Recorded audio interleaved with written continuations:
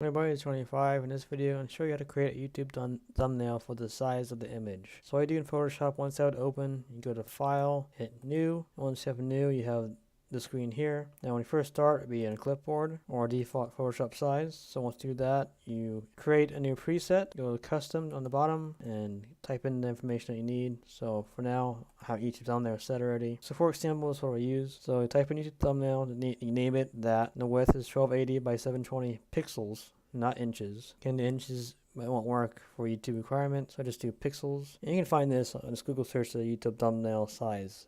It should tell you. Once you do that settings on here, make sure the image size is below 3 megabytes. If it's over, it won't work. Or over 2, but you do 2.64, it works every time. Make sure you have it on a low resolution, nothing higher. And the color mode is 8-bit, not any higher than that. It could be more, but it varies. And make sure the background content is white. And then hit OK. And make sure you save the preset before you hit OK. So next time you open it, it'll be here. So this is a very useful tool to use, especially for creating a new image or a thumbnail. And OK. And here's your screen when it opens. Next video, I'll show you how to do text and crop a video with the snippet tool. This is another tool to use that's very helpful. So I hope you enjoyed this video. If you have any questions, leave in the comments. And have a wonderful day. See ya.